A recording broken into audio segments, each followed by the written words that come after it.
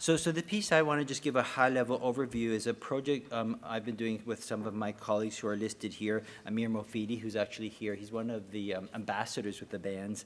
Arif Jetha, Pam Leahy's also here, and then Alexis Bootkin. But this project is a really good example of what somebody mentioned earlier. I think Steve mentioned about government as a partner. This project really shows how if we work together, we can do really great work. Even though I led this project, so much depended on the great data resources and the expertise of people in ESDC and Statistics Canada and many others to help put together this project. So I just want to emphasize that part of that this is a really collaborative effort. This was something where we were tasked to answer this following question. What would be the benefits to Canadian society in the reference year 2017? And we're using that year because that's when the CSD was done, so we had data from that year 2017. So if Canada was accessible and inclusive in all domains relevant to full participation. So this is looking at all social domains, not exclusively on work roles, but we do drill down on work as well. And I have that gold bar there because this is a gold standard. This is the ideal. If we were fully accessible and inclusive as a society, this is what we could gain from where we are at today.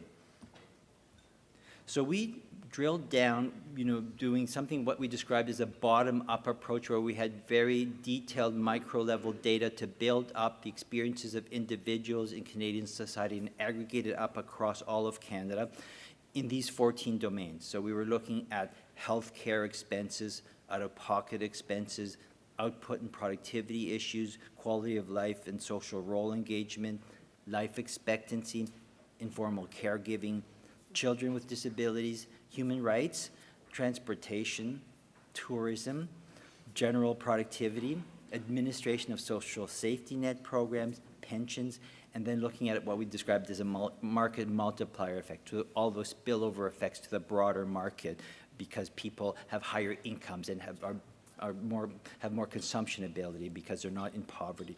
So we tried to be comprehensive as best we could of all the social domains that would be affected by having a fully inclusive and accessible Canada.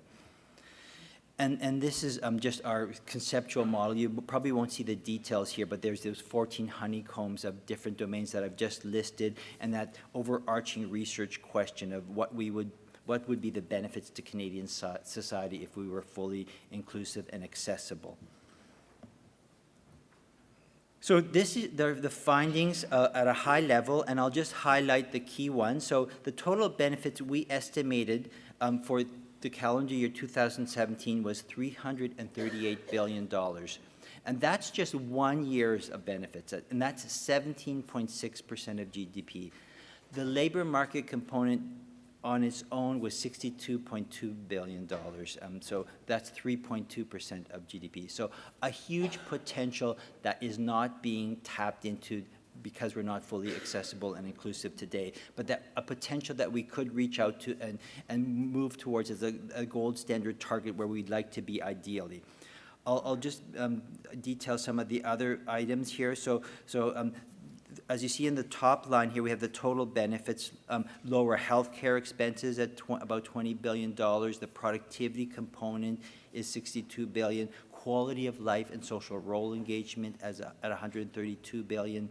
The spillover effects to the larger market at $76 billion, and then market multiplier effects at $47 billion for that total of $337.7 billion.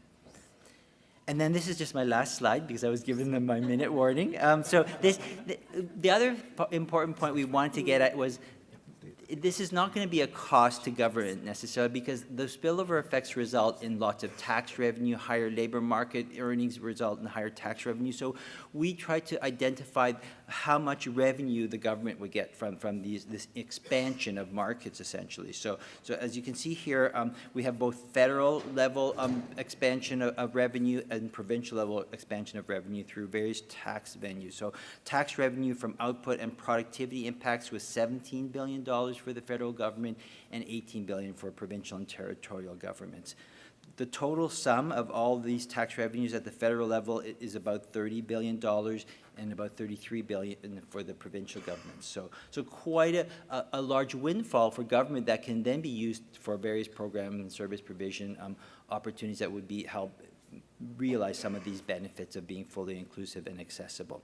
So there's a win-win there, and I'll just reiterate the point that this was really possible because of the great data resources we have here in Canada, it really helped to be able to drill down on a lot of the details of these things. This report, by the way, is available on the remember that the drilling that's going on next door, so don't panic.